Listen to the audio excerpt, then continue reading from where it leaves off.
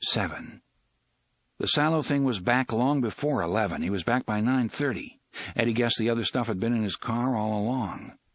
A little more powder this time, not white, but at least a dull ivory color, which was mildly hopeful. Eddie tasted. It seemed all right. Actually better than all right, pretty good. He rolled a bill and snorted. "Well then, until Sunday," the sallow thing said briskly, getting to its feet. "Wait," Eddie said, as if he were the one with the gun. In a way he was. The gun was Balazar. Enrico Balazar was a high-caliber big shot in New York's wonderful world of drugs. "Wait?" The sallow thing turned and looked at Eddie as if he believed Eddie must be insane. "For what?" "Well, I was actually thinking of you," Eddie said. "If I get really sick from what I just put in my body, it's off. If I die, of course it's off. I was just thinking that if I only get a little sick, I might give you another chance. You know, like that story about how some kid rubs a lamp and gets 3 wishes? It will not make you sick. That's China White." "If that's China White," Eddie said, "I'm Dwight Gooden." "Who?" "Never mind." The sallow thing sat down. Eddie sat by the motel room desk with a little pile of white powder nearby. The decon, or whatever it had been, had long since gone down the John. On TV, the Braves are getting shellacked by the Mets, courtesy of WTBS and the big satellite dish on the Aquinas Hotel's roof. Eddie felt a faint sensation of calm, which seemed to come from the back of his mind, except where it was really coming from, he knew from what he had read in the medical journals, was from the bunch of living wires at the base of his spine, that place where heroin addiction takes place by causing an unnatural thickening of the nerve stem. "Want to take a quick cure?" he had asked Henry once. "Break your spine, Henry. Your legs stop working, and so does your cock, but you stop needing a needle right away." Henry hadn't thought it was funny. In truth, Eddie hadn't thought it was that funny either. When the only fast way you could get rid of the monkey on your back was to snap your spinal cord above that bunch of nerves, you were dealing with one heavy monkey. That was no capuchin, no cute little organ grinder's mascot. That was a big, mean old baboon. Eddie began to sniffle. "Okay," he said at last, "it'll do. You can vacate the premises, scuzz." The sallow thing got up. "I have friends," he said. "They could come in here and do things to you. You'd beg to tell me where that key is." "Not me, champ," Eddie said. "Not this kid," and smiled. He didn't know how the smile looked, but it must not have looked all that cheery, because the sallow thing vacated the premises, vacated them fast, vacated them without looking back. When Eddie Dean was sure he was gone, he cooked, fixed, slept. 8. As he was sleeping now, the gunslinger, somehow inside this man's mind, a man whose name he still did not know, the lowling the prisoner thought of as the sallow thing had not known it and so had never spoken it, watched this as he had once watched plays as a child before the world had moved on.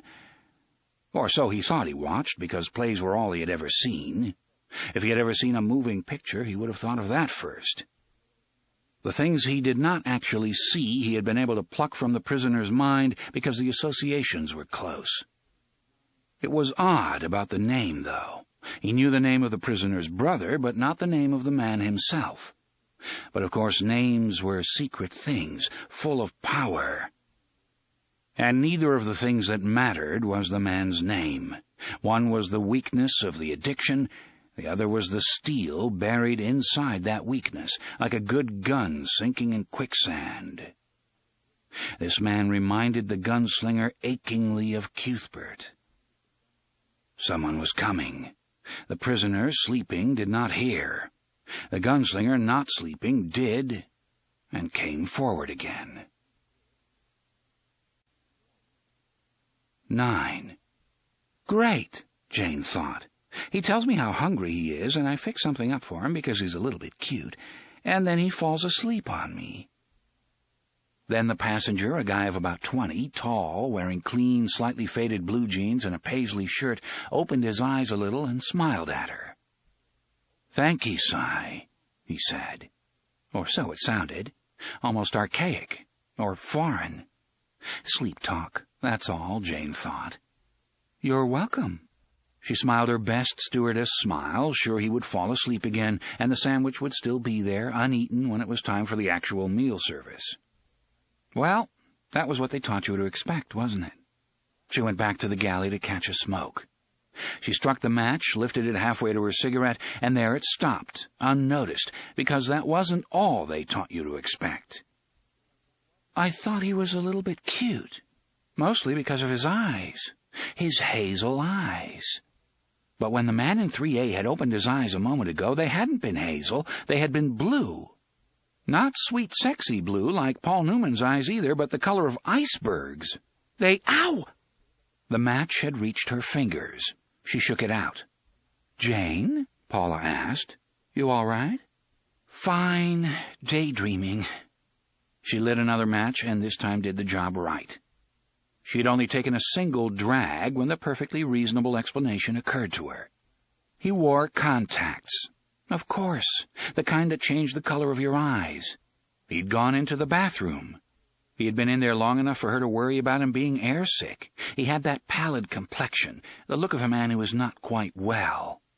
But he'd only been taking out his contact lenses so he could nap more comfortably. Perfectly reasonable.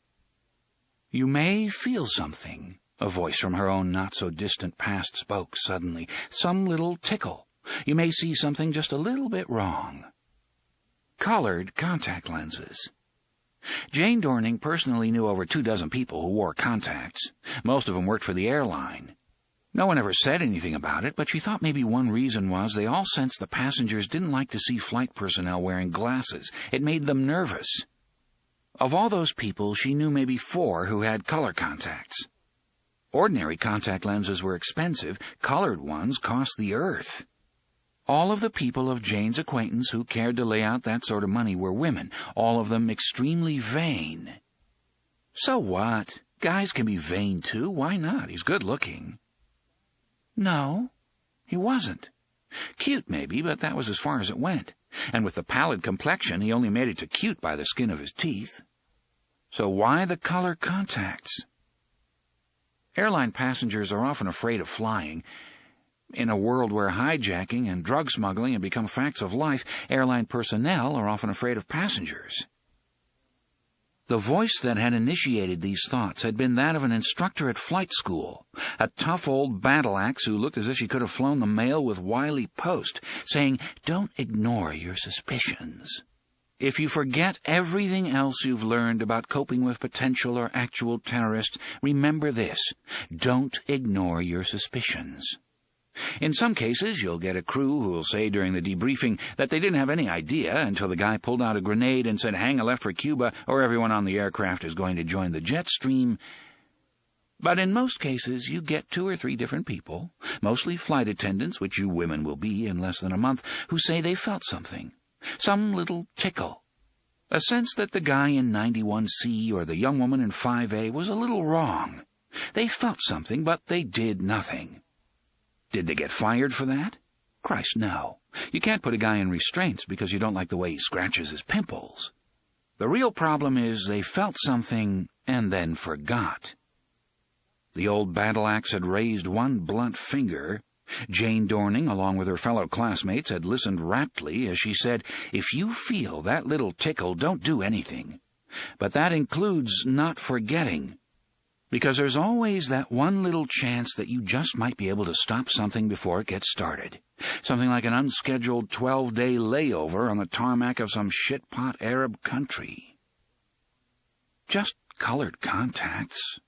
But thanky sigh. Sleep talk? Or a muddled lapse into some other language? She would watch, Jane decided. And she would not forget. 10. Now, the gunslinger thought. Now we'll see, won't we? He had been able to come from his world into this body through the door on the beach. What he needed to find out was whether or not he could carry things back. Oh, not himself. He was confident that he could return through the door and re-enter his own poisoned, sickening body at any time he should desire. But other things? Physical things? Here, for instance, in front of him was food, something the woman in the uniform had called a Tudor fish sandwich. The gunslinger had no idea what Tudor fish was, but he knew a popkin when he saw it, although this one looked curiously uncooked. His body needed to eat, and his body would need to drink, but more than either, his body needed some sort of medicine. It would die from the lobstrosity's bite without it. There might be such medicine in this world, in a world where carriages rode through the air far above where even the strongest eagle could fly. Anything seemed possible. But it would not matter how much powerful medicine there was here if he could carry nothing physical through the door. "You could live in this body, Gunslinger," the voice of the man in black whispered deep inside his head. "Leave that piece of breathing meat over there for the lobster things. It's only a husk anyway." He would not do that. For one thing, it would be the most murderous sort of thievery, because he would not be content to be just a passenger for long, looking out of this man's eyes like a traveler looking out of a coach window at the passing scenery. For another, he was Roland. If dying was required, he intended to die as Roland. He would die crawling toward the tower if that was what was required. Then the odd, harsh practicality that lived beside the romantic in his nature, like a tiger with a roe, reasserted itself. There was no need to think of dying with the experiment not yet made. He picked up the popkin. It had been cut in 2 halves. He held one in each hand. He opened the prisoner's eyes and looked out of them. No one was looking at him, although in the galley Jane Dorning was thinking about him, and very hard. Roland turned toward the door and went through, holding the popkin halves in his hands. 11. First he heard the grinding roar of an incoming wave.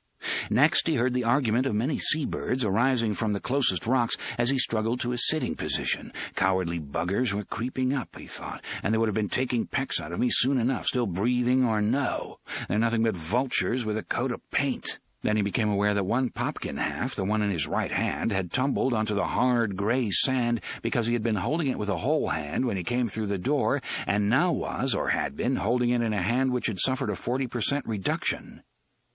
He picked it up clumsily, pinching it between his thumb and ring finger, brushed as much of the sand from it as he could, and took a tentative bite. A moment later he was wolfing it, not noticing the few bits of sand which ground between his teeth. Seconds later he turned his attention to the other half. It was gone in 3 bites.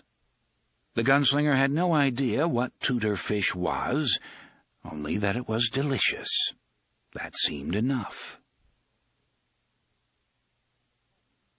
12. In the plane, no one saw the tuna sandwich disappear. No one saw Eddie Dean's hands grasp the 2 halves of it tightly enough to make deep thumb indentations in the white bread. No one saw the sandwich fade to transparency, then disappear, leaving only a few crumbs. About 20 seconds after this had happened, Jane Dorning snuffed her cigarette and crossed the head of the cabin. She got her book from her tote bag, but what she really wanted was another look at 3A. He appeared to be deeply asleep, but the sandwich was gone. Jesus, Jane thought. He didn't eat it, he swallowed it whole. And now he's asleep again? Are you kidding? Whatever was tickling at her about 3A, Mr. Now They're Hazel, Now They're Blue, kept right on tickling. Something about him was not right. Something. Chapter 3. Contact and Landing. 1. Eddie was awakened by an announcement from the co-pilot that they should be landing at Kennedy International, where the visibility was unlimited, the winds out of the west at 10 miles an hour, and the temperature a jolly 70 degrees in 45 minutes or so. He told them that if he didn't get another chance, he wanted to thank them one and all for choosing Delta. He looked around and saw people checking their duty declaration cards and their proofs of citizenship. Coming in from Nassau, your driver's license and a credit card with a stateside bank listed on it was supposed to be enough, but most still carried passports. And Eddie felt a steel wire start to tighten inside him. He still couldn't believe he had gone to sleep, and so soundly. He got up and went to the restroom. The bags of coke under his arms felt as if they were resting easily and firmly, fitting as nicely to the contours of his sides as they had in the hotel room where a soft-spoken American named William Wilson had strapped them on. Following the strapping operation, the man whose name Poe had made famous, Wilson had only looked blankly at Eddie when Eddie made some allusion to this, handed over the shirt. Just an ordinary paisley shirt, a little faded, the sort of thing any frat boy might wear back on the plane following a short pre-exams holiday, except this one was specially tailored to hide unsightly bulges. "You check everything once before you sit down just to be sure," Wilson said, "but you're going to be fine." Eddie didn't know if he was going to be fine or not, but he had another reason for wanting to use the John before the fasten seatbelts light came on. In spite of all temptation, and most of last night it hadn't been temptation but raging need, he had managed to hold on to the last little bit of what the sallow thing had the temerity to call China White. Clearing customs from Nassau wasn't like clearing customs from Haiti or Cancun or Bogota, but there were still people watching, trained people. He needed any and every edge he could get. If he could go in there a little cooled out, just a little, it might be the one thing that put him over the top. He snorted the powder, flushed the little twist of paper it had been in down the John, then washed his hands. "Of course, if you make it, you'll never know, will you?" he thought. No, he wouldn't, and wouldn't care. On his way back to his seat, he saw the stewardess who had brought him the drink he hadn't finished. She smiled at him. He smiled back, sat down, buckled his seatbelt, took out the flight magazine, turned the pages, and looked at pictures and words. Neither made any impression on them. That steel wire continued to tighten around his gut, and when the fasten seatbelts light did come on, it took a double turn and cinched tight. The heroin had hit. He had the sniffles to prove it, but he sure couldn't feel it. One thing he did feel shortly before landing was another of those unsettling periods of blankness, short, but most definitely there. The 727 banked over the water of Long Island Sound and started in. 2. Jane Dorning had been in the business-class galley helping Peter and Anne stow the last of the after-meal drinks glasses when the guy who looked like a college kid went into the first-class bathroom. He was returning to his seat when she brushed aside the curtain between business and first, and she quickened her step without even thinking about it, catching him with her smile, making him look up and smile back. His eyes were hazel again. All right, he went into the John and took them out before his nap. He went into the John and put them in again afterwards. For Christ's sake, Janie, you're being a goose. She wasn't, though. It was nothing she could put her finger on, but she was not being a goose. He's too pale. So what? Thousands of people are too pale, including your own mother, since her gallbladder went to hell.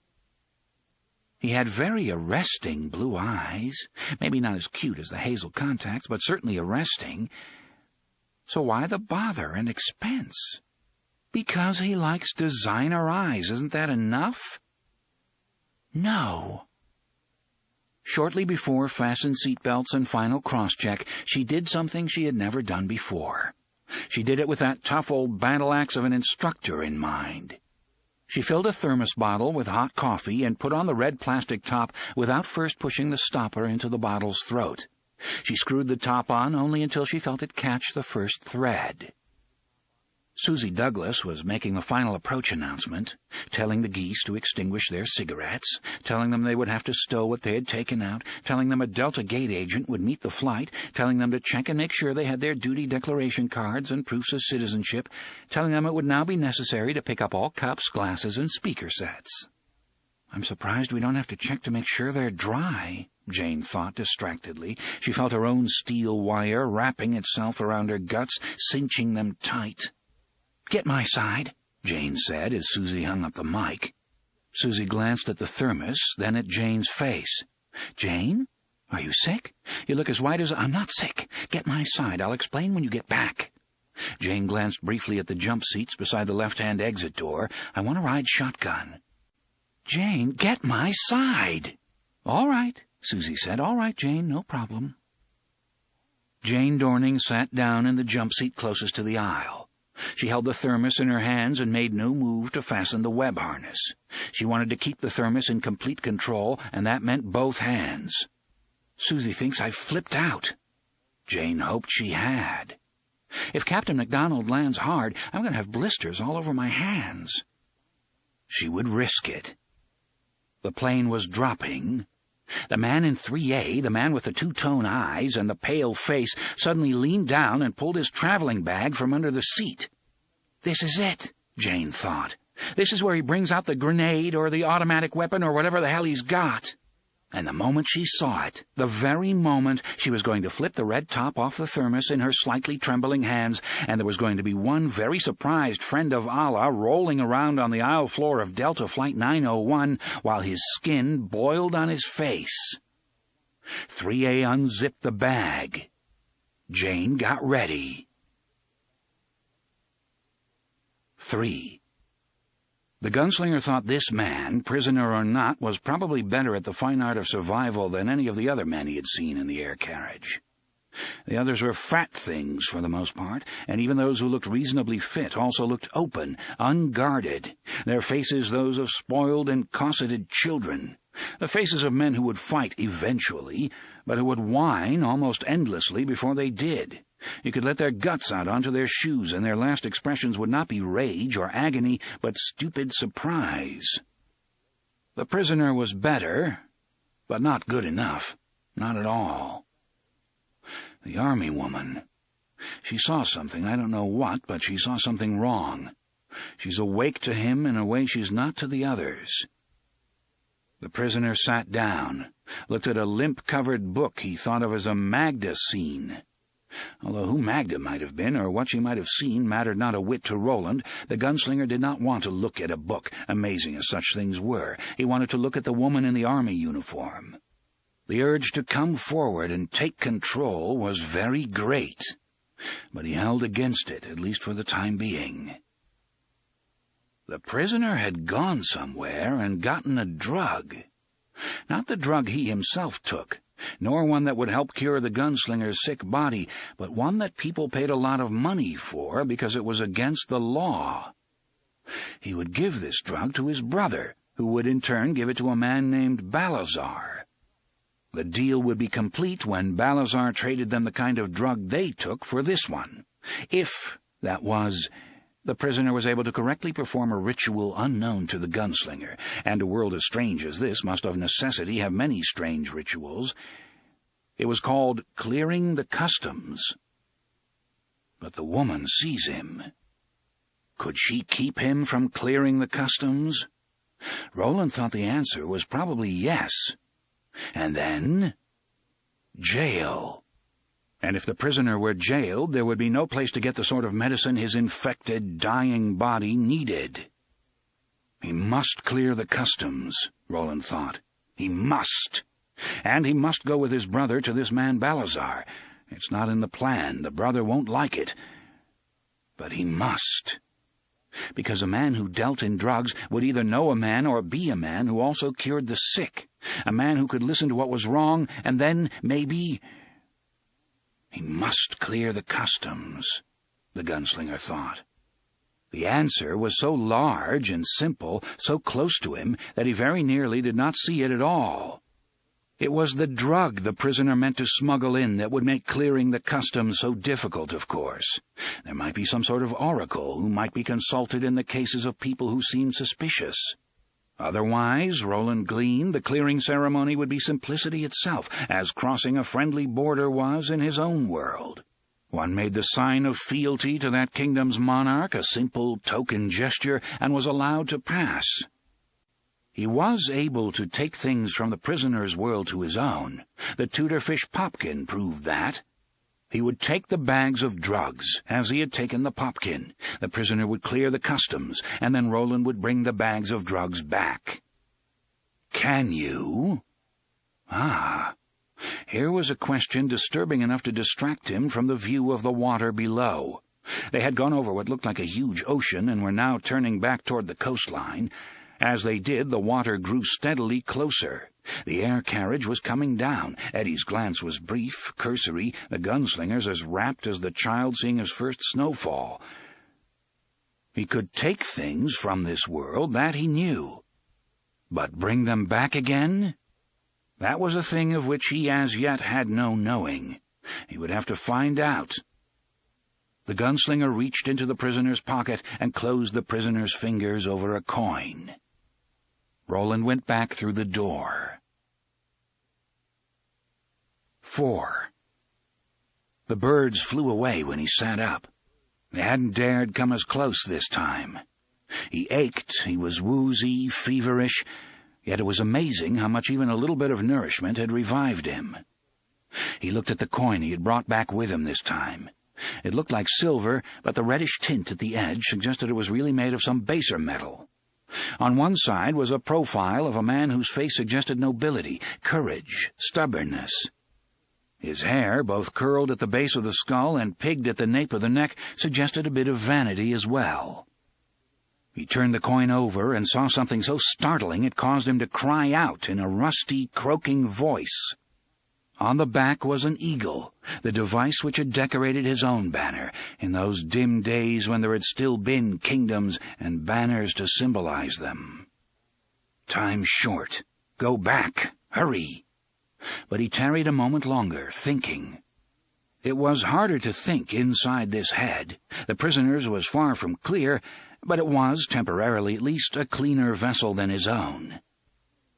To try the coin both ways was only half the experiment, wasn't it? He took one of the shells from his cartridge belt and folded it over the coin in his hand. Roland stepped back through the door. 5. The prisoner's coin was still there, firmly curled within the pocket at hand. He didn't have to come forward to check on the shell. He knew it hadn't made the trip. He came forward anyway, briefly, because there was one thing he had to know, had to see. So he turned, as if to adjust the little paper thing on the back of his seat. By all the gods that ever were, there was paper everywhere in this world, and looked through the doorway. He saw his body, collapsed as before, now with a fresh trickle of blood flowing from a cut on his cheek. A stone must have done it when he left himself and crossed over.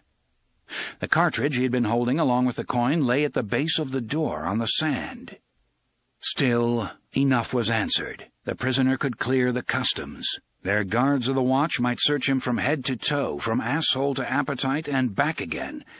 They'd find nothing.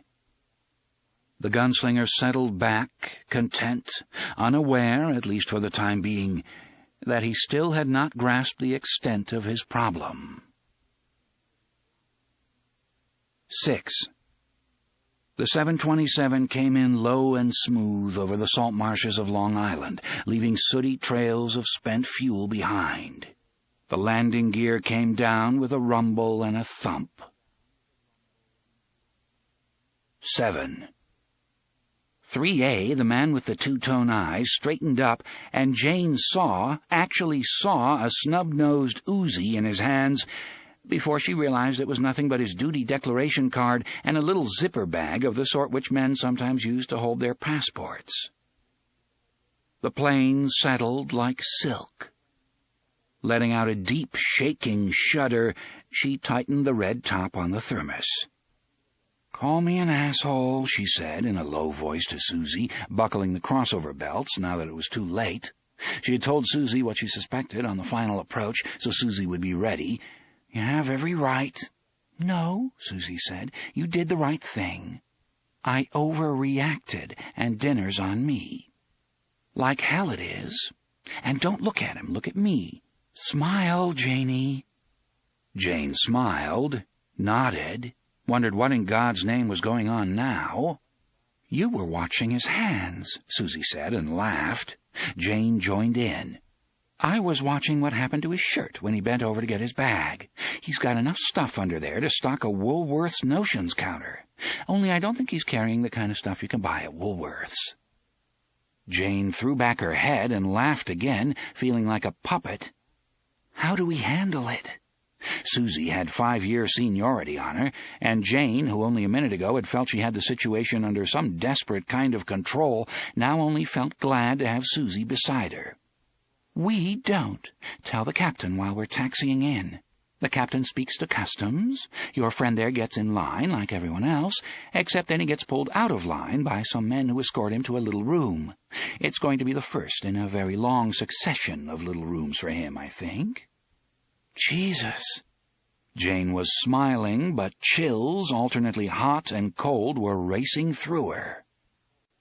She hit the pop release on her harness when the reverse thrusters began to wind down, handed the thermos to Susie, then got up and rapped on the cockpit door. Not a terrorist, but a drug smuggler. Thank God for small favors. Yet in a way she hated it. He had been cute. Not much, but a little. 8. He still doesn't see, the gunslinger thought with anger and dawning desperation. Gods!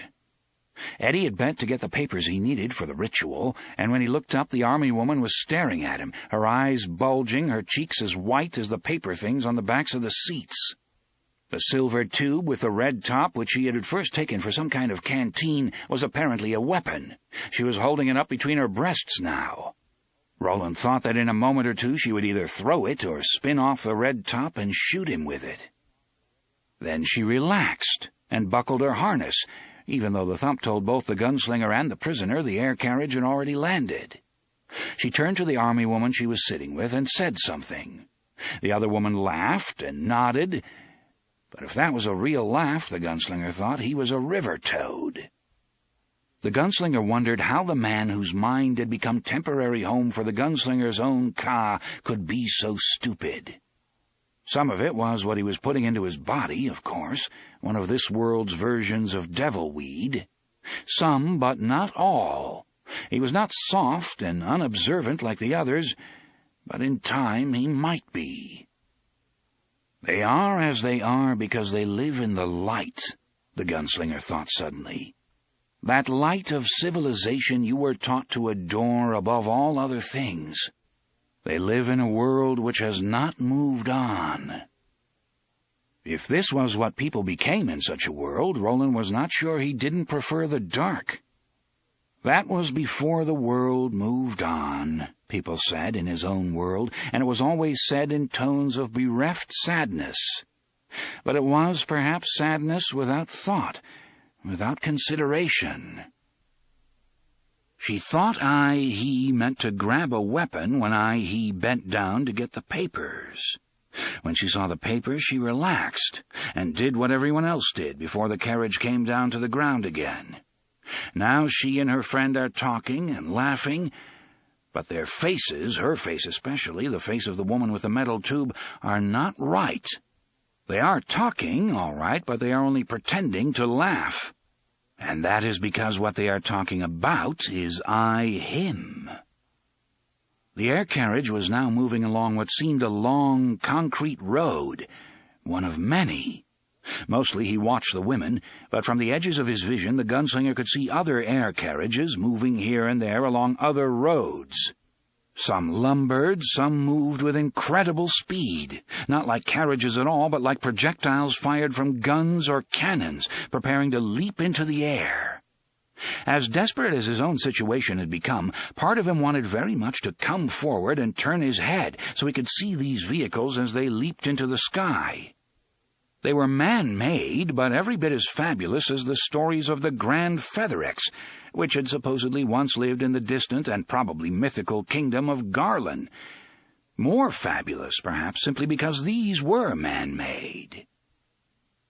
The woman who had brought him the popkin unfastened her harness, this less than a minute since she had fastened it, and went forward to a small door. That's where the driver sits, the gunslinger thought. But when the door was opened and she stepped in, he saw it apparently took 3 drivers to operate the air carriage, and even the brief glimpse he was afforded of what seemed like 1,000,000 dials and levers and lights made him understand why. The prisoner was looking at all but seeing nothing. Court would have first sneered, then driven him through the nearest wall. The prisoner's mind was completely occupied with grabbing the bag under the seat and his light jacket from the overhead bin and facing the ordeal of the ritual. The prisoner saw nothing. The gunslinger saw everything. The woman thought him a thief or a madman. Or perhaps it was I. Yes, that's likely enough. Did something to make her think that. She changed her mind, and then the other woman changed it back. Only now I think they know what's really wrong. They know he's going to try to profane the ritual. Then, in a thunderclap, he saw the rest of his problem. First, it wasn't just a matter of taking the bags into his world as he had the coin. The coin hadn't been stuck to the prisoner's body with the glue string the prisoner had wrapped around and around his upper body to hold the bags tight to his skin. This glue string was only part of his problem. The prisoner hadn't missed the temporary disappearance of one coin among many, but when he realized that whatever it was he had risked his life for was suddenly gone, he was surely going to raise the racks. And what then? It was more than possible that the prisoner would begin to behave in a manner so irrational that it would get him locked away in jail as quickly as being caught in the act of profanation. The loss would be bad enough, for the bags under his arms to simply melt away to nothing would probably make him think he really had gone mad. The air carriage, ox-like now that it was on the ground, labored its way through a left turn. The gunslinger realized that he had no time for the luxury of further thought. He had to do more than come forward. He must make contact with Eddie Dean. Right now. 9. Eddie tucked his declaration card and passport in his breast pocket. The steel wire was now turning steadily around his guts, sinking in deeper and deeper, making his nerves spark and sizzle. And suddenly a voice spoke in his head. Not a thought. A voice. Listen to me, fellow. Listen carefully. And if you would remain safe, let your face show nothing which might further rouse the suspicions of those army women. God knows they're suspicious enough already. Eddie first thought he was still wearing the airline headphones and picking up some weird transmission from the cockpit. But the airline headphones had been picked up 5 minutes ago. His second thought was that someone was standing beside him and talking. He almost snapped his head to the left, but that was absurd. Like it or not, the raw truth was that the voice had come from inside his head. Maybe he was receiving some sort of transmission, AM, FM, or VHF, on the fillings in his teeth. He had heard of such straighten-up maggots. They're suspicious enough without you looking as if you've gone crazy. Eddie sat up fast, as if he'd been whacked. That voice wasn't Henry's. But it was so much like Henry's when they had been just a couple of kids growing up in the projects. Henry 8 years older, the sister who had been between them now only a ghost of memory. Selina had been struck and killed by a car when Eddie was 2 and Henry 10. That rasping tone of command came out whenever Henry saw him doing something that might end with Eddie occupying a pine box long before his time, as Selina had. What in the blue fuck is going on here? You're not hearing voices that aren't there, the voice inside his head returned.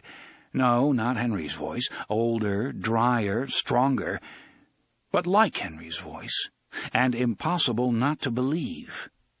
That's the first thing. You're not going crazy. I am another person. This is telepathy? Eddie was vaguely aware that his face was completely expressionless. He thought that under the circumstances that ought to qualify him for the Best Actor of the Year Academy Award.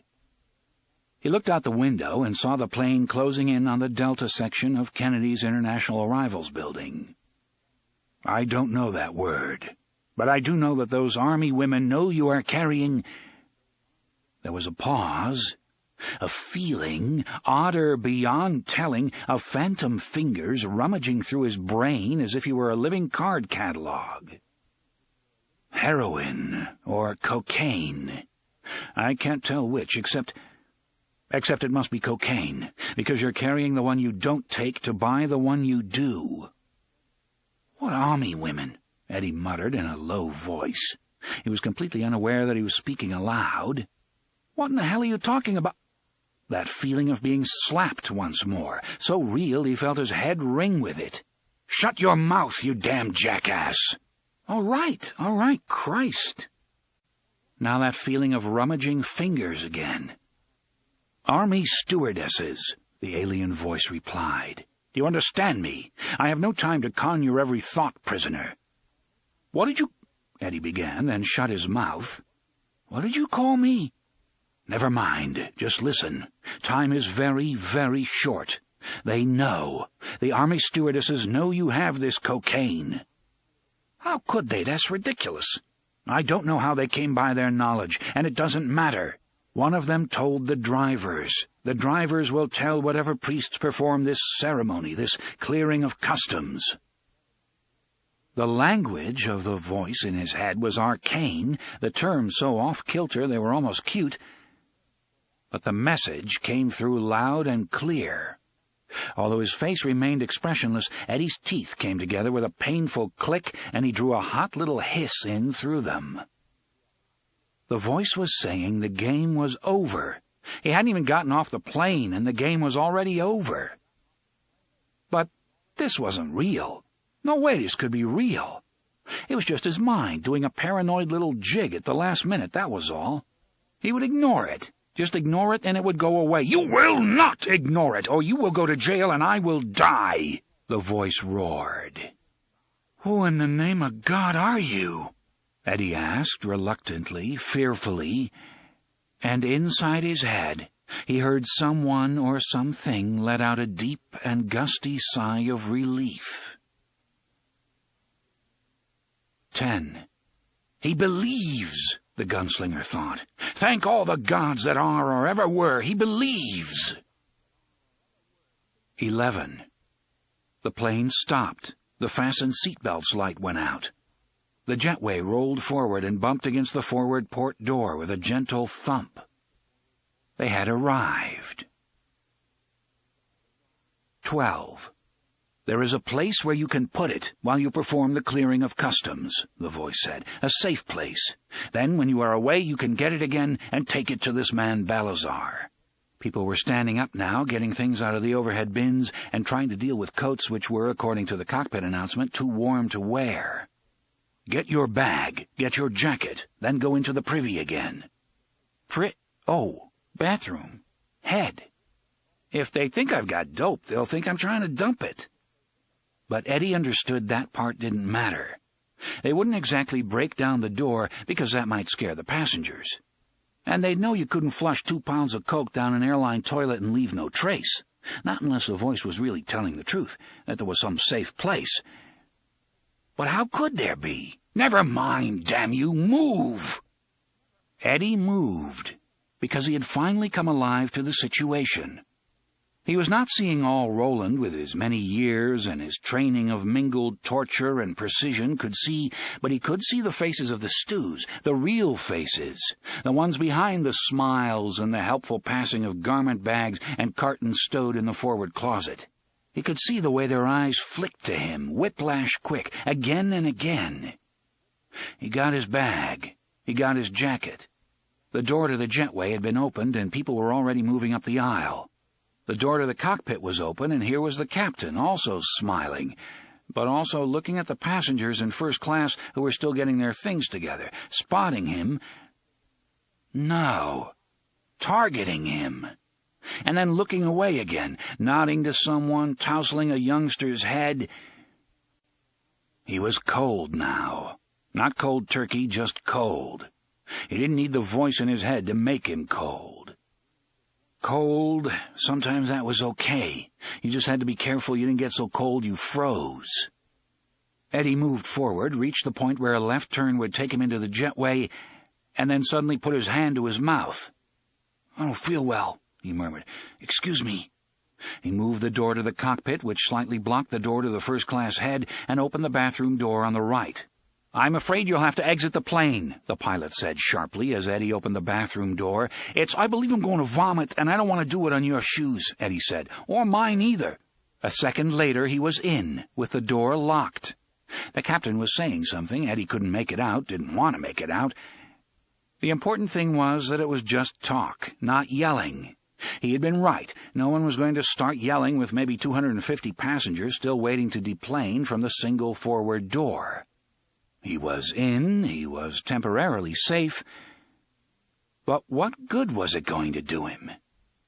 "If you're there," he thought, "you better do something very quick, whoever you are." For a terrible moment there was nothing at all. That was a short moment, but in Eddie Dean's head it seemed to stretch out almost forever, like the bottomless Turkish taffy Henry had sometimes bought him in the summer when they were kids. If he were bad, Henry beat the shit out of him. If he were good, Henry bought him Turkish taffy. That was the way Henry handled his heightened responsibilities during summer vacation. God! Oh, Christ, I imagined it all. Oh, Jesus, how crazy could I have been? Get ready, a grim voice said. I can't do it alone. I can come forward, but I can't make you come through. You have to do it with me. Turn around. Eddie was suddenly seeing through two pairs of eyes, feeling with two sets of nerves, but not all the nerves of this other person were here. Parts of the other were gone, freshly gone, screaming with pain, sensing with 10 senses, thinking with 2 brains, his blood beating with 2 hearts. He turned around. There was a hole in the side of the bathroom, a hole that looked like a doorway. Through it he could see a gray, grainy beach and waves the color of old athletic socks breaking upon it. He could hear the waves. He could smell salt, a smell as bitter as tears in his nose. Go through. Someone was thumping on the door to the bathroom, telling him to come out, that he must deplane at once. Go through, damn you! Eddie, moaning, stepped toward the doorway, stumbled, and fell into another world. 13. He got slowly to his feet, aware that he had cut his right palm on an edge of shell. He looked stupidly at the blood welling across his lifeline, then saw another man rising slowly to his feet on his right. Eddie recoiled, his feelings of disorientation and dreamy dislocation suddenly supplanted by sharp terror. This man was dead and didn't know it. His face was gaunt, the skin stretched over the bones of his face like strips of cloth wound around slim angles of metal, almost to the point where the cloth must tear itself open. The man's skin was livid, save for hectic spots of red high on each cheekbone, on the neck below the angle of jaw on either side, and a single circular mark between the eyes, like a child's effort to replicate a Hindu caste symbol. Yet his eyes, blue, steady, sane, were alive and full of terrible and tenacious vitality. He wore dark clothes of some homespun material. The shirt, its sleeves rolled up, was a black faded almost to gray, the pants something that looked like blue jeans. Gun belts crisscrossed his hips, but the loops were almost all empty. The holsters held guns that looked like .45s, but .45s of an incredibly antique vintage. The smooth wood of their hand grips seemed to glow with their own inner light. Eddie, who didn't know he had any intention of speaking, anything to say, heard himself saying something nevertheless. "Are you a ghost?" "Not yet," the man with the guns croaked. "The devil weed, cocaine, whatever you call it. Take off your shirt." "Your arms—" Eddie had seen them. The arms of the man who looked like the extravagant sort of gunslinger one would only see in a spaghetti western were glowing with lines of bright, baleful red. Eddie knew well enough what lines like that meant. They meant blood poisoning. They meant the devil was doing more than breathing up your ass. He was already crawling up the sewers that led to your pumps. "Never mind my fucking arms," the pallid apparition told him. "Take off your shirt and get rid of it." He heard waves. He heard the lonely hoot of a wind that knew no obstruction. He saw this mad, dying man and nothing else but desolation.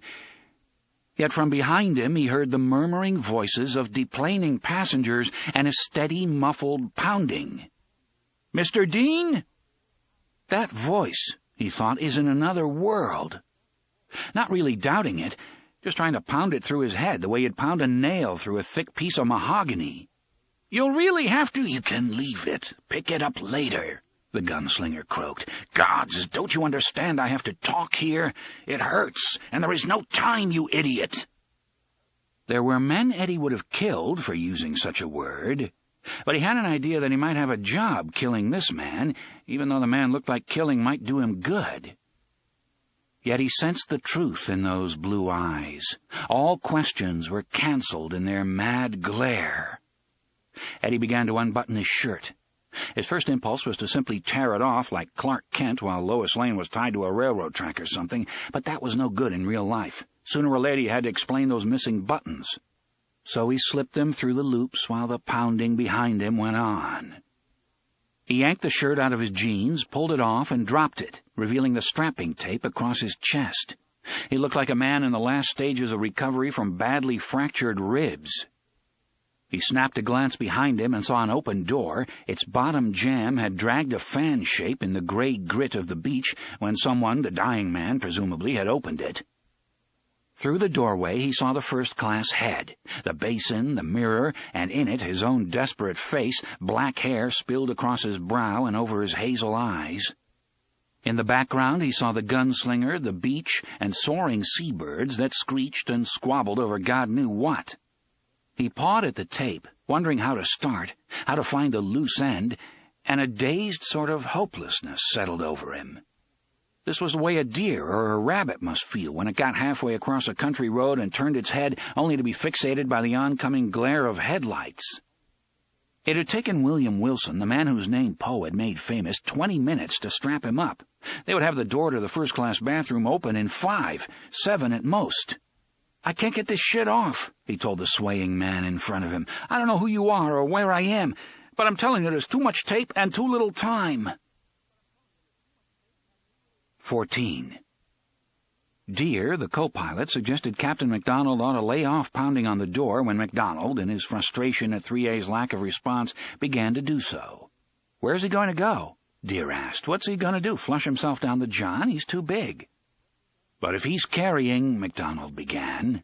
Deere, who had himself used cocaine on more than a few occasions, said if he's carrying heavy. He can't get rid of it. "Turn off the water," MacDonald snapped suddenly. "Already have," the navigator, who had also tooted more than his flute on occasion, said. "But I don't think it matters. You can dissolve what goes into the holding tanks, but you can't make it not there." They were clustered around the bathroom door with its occupied sign glowing jeerily, all of them speaking in low tones. "The DEA guys drain it, draw off a sample, and the guy's hung." "He could always say someone came in before him and dumped it," MacDonald replied. His voice was gaining a raw edge. He didn't want to be talking about this. He wanted to be doing something about it, even though he was acutely aware that the geese were still filing out, many looking with more than ordinary curiosity at the flight deck crew and stewardesses gathered around the bathroom door. For their part, the crew were acutely aware that an act that was, well, overly overt could provoke the terrorist boogeyman that now lurked in the back of every air traveler's mind. MacDonald knew his navigator and flight engineer were right. He knew that the stuff was apt to be in plastic bags with the scuzzball's prints on them, and yet he felt alarm bells going off in his mind. Something was not right about this. Something inside of him kept screaming, "Fast one, fast one," as if the fellow from 3A were a riverboat gambler with palmed aces he was all ready to play. "He's not trying to flush the John," Susie Douglas said. "He's not even trying to run the basin faucets. We'd hear them sucking air if he was. I hear something, but—" "Leave," MacDonald said curtly. His eyes flicked to Jane Dorning. "You two, we'll take care of this." Jane turned to go, cheeks burning. Susie said quietly, "Jane bird-dogged him, and I spotted the bulges under his shirt. I think we'll stay, Captain MacDonald. If you want to bring charges of insubordination, you can. But I want you to remember that you may be raping the hell out of what could be a really big DEA bust." Their eyes locked, flint sparking off steel. Susie said, "I've flown with you 70, 80 times, Mac. I'm trying to be your friend." MacDonald looked at her a moment longer, then nodded. "Stay then, but I want both of you back a step toward the cockpit." He stood on his toes, looked back, and saw the end of the line now just emerging from tourist class into business. 2 minutes, maybe 3. He turned to the gate agent at the mouth of the hatch, who was watching them closely. He must have sensed some sort of problem because he had unholstered his walkie-talkie and was holding it in his hand. "Tell him I want customs agents up here," MacDonald said quietly to the navigator. 3 or 4, armed, now." The navigator made his way through the line of passengers, excusing himself with an easy grin, and spoke quietly to the gate agent, who raised his walkie-talkie to his mouth and spoke quietly into it. MacDonald, who had never put anything stronger than aspirin into his system in his entire life, and that only rarely, turned to Deer. His lips were pressed into a thin white line, like a scar. "As soon as the last of the passengers are off, we're breaking that shithouse door open," he said. "I don't care if customs is here or not, do you understand?" "Roger," Deer said, and watched the tail of the line make its way into first class. 15. "Get my knife," the gunslinger said. "It's in my purse." He gestured toward a cracked leather bag lying on the sand. It looked more like a big pack-sack than a purse, the kind of thing you expected to see hippies carrying as they made their way along the Appalachian Trail, getting high on nature and maybe a bomber joint every now and then, except this looked like the real thing, not just a prop for some airhead's self-image, something that had done years and years of hard, maybe desperate traveling. Gestured but did not point. Couldn't point. Eddie realized why the man had a swatch of dirty shirting wrapped around his right hand. Some of his fingers were gone. "Get it," he said. "Cut through the tape. Try not to cut yourself. It's easy to do. You'll have to be careful, but you'll have to move fast just the same. There isn't much time." "I know that," Eddie said, and knelt on the sand. None of this was real. That was it. That was the answer. As Henry Dean, the great sage and eminent junkie, would have put it, flip-flop, hippity-hop off of your rocker and over the top. Life's a fiction and the world's a lie, so put on some credence and let's get high. None of it was real. It was all just an extraordinarily vivid nodder, so the best thing was to just ride low and go with the flow. It sure was a vivid nodder. He was reaching for the zipper, or maybe it would be a Velcro strip, on the man's purse, when he saw it was held together by a crisscross pattern of rawhide thongs, some of which had broken and been carefully reknotted small enough so they would still slide through the grommeted eyelets. Eddie pulled the drag knot at the top, spread the bag's opening, and found the knife beneath a slightly damp package that was the piece of shirting tied around the bullets. Just the handle was enough to take his breath away. It was the true mellow gray-white of pure silver, engraved with a complex series of patterns that caught the eye, drew it pain, exploded in his ear, roared across his head, and momentarily puffed a red cloud across his vision. He fell clumsily over the open purse, struck the sand, and looked up at the pale man in the cut-down boots. This was no nodder. The blue eyes blazing from that dying face were the eyes of all truth. "Admire it later, prisoner," the gunslinger said. "For now, just use it." He could feel his ear throbbing, swelling. "Why do you keep calling me that?" "Cut the tape," the gunslinger said grimly. "If they break into yon privy while you're still over here, I've got a feeling you're going to be here for a very long time, and with a corpse for company before long." Eddie pulled the knife out of the scabbard. Not old. More than old, more than ancient. The blade, honed almost to the point of invisibility, seemed to be all age, caught in metal. "Yeah, it looks sharp," he said, and his voice wasn't steady. 16. The last passengers were filing out into the jetway. One of them, a lady of some 70 summers, with that exquisite look of confusion which only first-time flyers with too many years or too little English seem capable of wearing, stopped to show Jane Dorning her tickets. "How will I ever find my plane to Montreal?" she asked. "And what about my bags? Do they do my customs here or there?" "There will be a gate agent at the top of the jetway who can give you all the information you need, ma'am," Jane said. "Well, I don't see why you can't give me all the information I need," the old woman said. "That jetway thing is still full of people." "Move on, please, madam," Captain MacDonald said. "We have a problem." "Well, pardon me for living," the old woman said huffily. "I guess I just fell off the hearse." and strode past them, nose tilted like the nose of a dog scenting a fire still some distance away, tote bag clutched in one hand, ticket folder with so many boarding pass stubs sticking out of it that one might have been tempted to believe the lady had come most of the way around the globe, changing planes at every stop along the way, in the other. "There's a lady who may never fly Delta's big jets again," Susie murmured. "I don't give a fuck if she flies stuff down the front of Superman's jockeys," MacDonald said. "She the last?" Jane darted past them, glanced at the seats in business class, then poked her head into the main cabin. It was deserted. She came back and reported the plane empty. MacDonald turned to the jetway and saw two uniformed customs agents fighting their way through the crowd, excusing themselves, but not bothering to look back at the people they jostled aside. The last of these was the old lady, who dropped her ticket folder. Papers flew and fluttered everywhere, and she shrilled after them like an angry crow. "Okay," MacDonald said, "you guys stop right there." "Sir, we're federal customs officers, that's right, and I requested you, and I'm glad you came so fast. Now you just stand right there because this is my plane, and that guy in there is one of my geese. Once he's off the plane and into the jetway, he's your goose, and you can cook him any way you want." He nodded to Deer. "I'm going to give the son of a bitch one more chance, and then we're going to break the door in." "Okay by me," Deer said. MacDonald whacked on the bathroom door with the heel of his hand and yelled, "Come on out, my friend, I'm done asking." There was no answer. "Okay," MacDonald said. "Let's do it." 17. Dimly, Eddie heard an old woman say, "Well, pardon me for living. I guess I just fell off the hearse." He had parted half the strapping tape. When the old woman spoke, his hand jerked a little, and he saw a trickle of blood run down his belly. "Shit," Eddie said.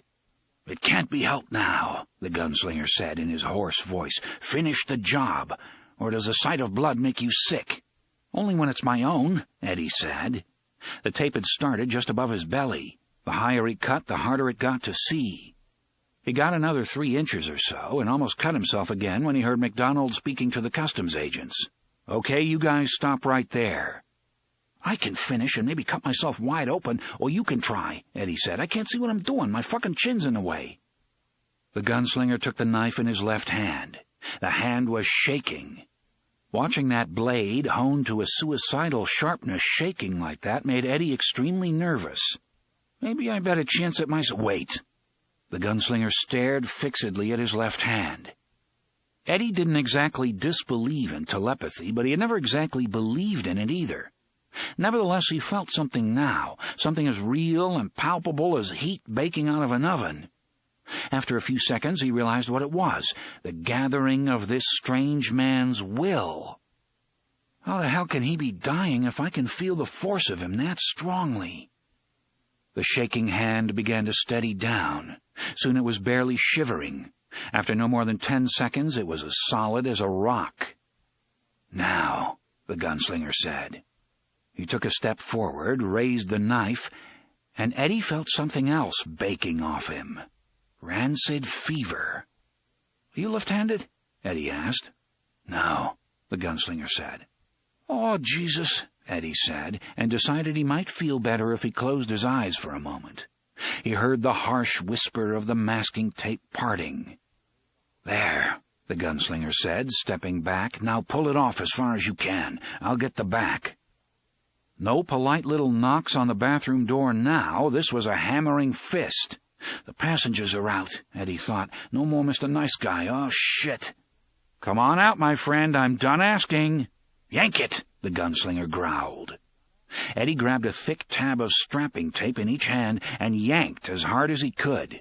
It hurt like hell. "Stop belly aching," he thought. "Things could be worse. You could be hairy-chested like Henry." He looked down and saw a red band of irritated skin about 7 inches wide across his sternum. Just above the solar plexus was the place where he had poked himself. Blood welled in a dimple and ran down to his navel in a scarlet runnel. Beneath his armpits, the bags of dope now dangled like badly tied saddlebags. "Okay," the muffled voice beyond the bathroom door said to someone else. "Let's do." Eddie lost the rest of it in the unexpected riptide of pain across his back as the gunslinger unceremoniously tore the rest of the girdle from him.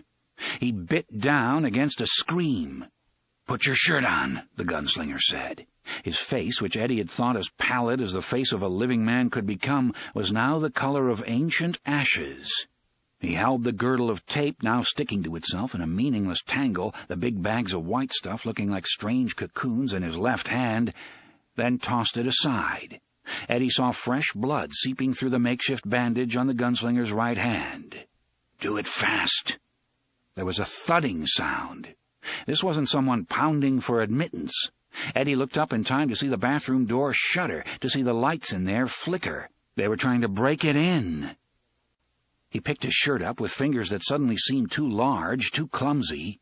The left sleeve was turned inside out.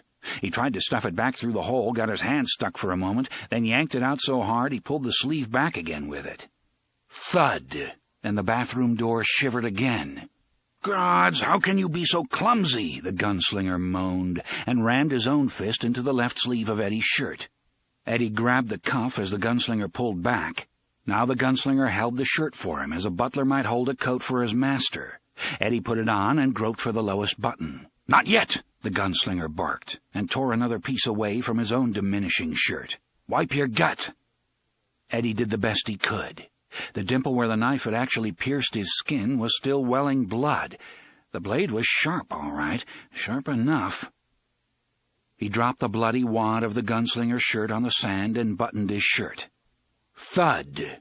This time the door did more than shudder. It buckled in its frame. Looking through the doorway on the beach, Eddie saw the bottle of liquid soap fall from where it had been standing beside the basin. It landed on his zipper bag. He had meant to stuff his shirt, which was now buttoned, and buttoned straight, for a wonder, into his pants. Suddenly a better idea struck him. He unbuckled his belt instead. "There's no time for that!" The gunslinger realized he was trying to scream and was unable. "That door's only got one hit left in it." "I know what I'm doing," Eddie said, hoping he did, and stepped back through the doorway between the worlds, unsnapping his jeans and raking the zipper down as he went. After one desperate, despairing moment, the gunslinger followed him, physical and full of hot physical ache at one moment, nothing but cool Ka in Eddie's head at the next. 18. "One more," MacDonald said grimly, and Deere nodded. Now that all the passengers were out of the jetway as well as the plane itself, the customs agents had drawn their weapons. "Now!" The two men drove forward and hit the door together. It flew open, a chunk of it hanging for a moment from the lock and then dropping to the floor. And there sat Mr. 3A, with his pants around his knees and the tails of his faded paisley shirt concealing, barely, his jack-handle. "Well, it sure does look like we caught him in the act," Captain MacDonald thought wearily. "Only trouble is the act we caught him in wasn't against the law, last I heard." Suddenly he could feel the throb in his shoulder where he had hit the door, 3 times? 4? Out loud he barked, "What in hell's name are you doing in there, mister?" "Well, I was taking a crap," 3A said. "But if all you guys got a bad problem, I guess I could wipe myself in the terminal." "And I suppose you didn't hear us, smart guy." "Couldn't reach the door." 3A put out his hand to demonstrate, and although the door was now hanging askew against the wall to his left, MacDonald could see his point. "I suppose I could have gotten up, but I, had a desperate situation on my hands. Except it wasn't exactly on my hands, if you get my drift. Nor did I want it on my hands, if you catch my further drift." 3A smiled a winning, slightly daffy smile, which looked to Captain MacDonald approximately as real as a $9 bill. Listening to him, you'd think no one had ever taught him the simple trick of leaning forward. "Get up," MacDonald said. "Be happy to. If you could just move the ladies back a little." 3A smiled charmingly. "I know it's outdated in this day and age, but I can't help it. I'm modest. Fact is, I've got a lot to be modest about." He held up his left hand, thumb and forefinger roughly half an inch apart, and winked at Jane Dorning, who blushed bright red and immediately disappeared up the jetway, closely followed by Susie.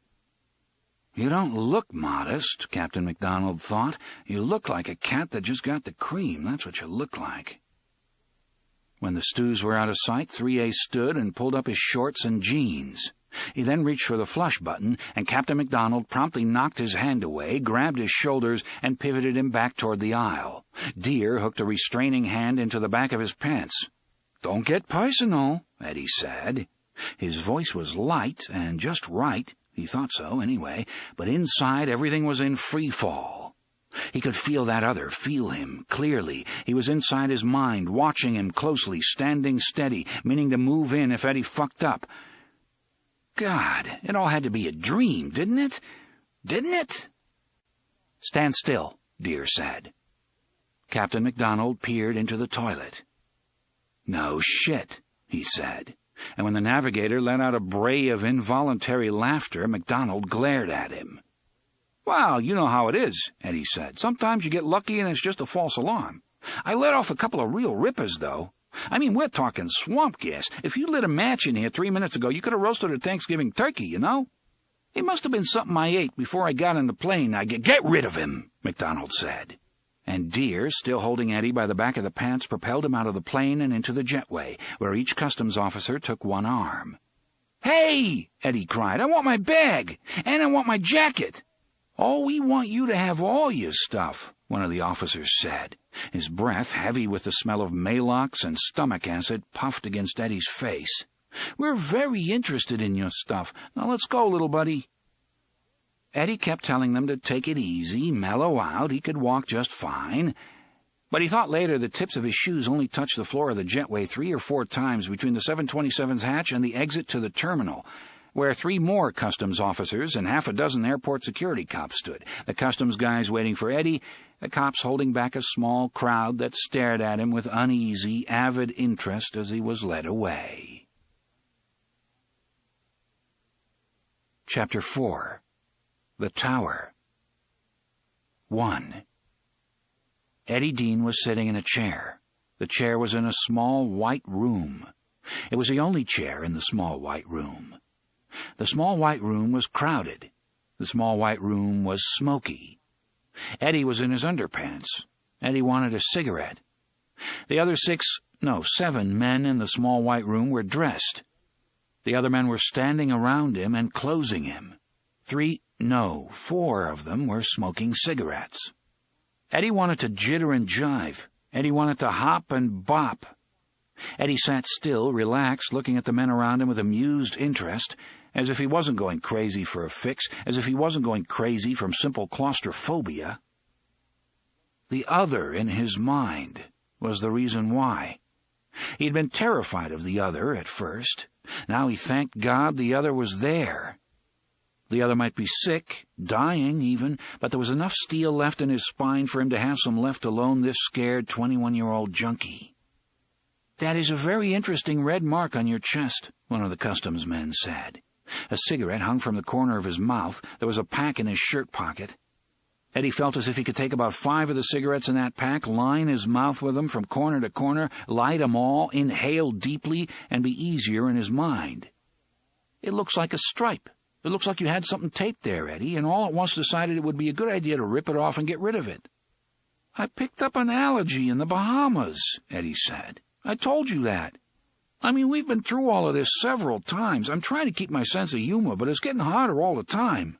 "Fuck your sense of humor," another said savagely, and Eddie recognized that tone.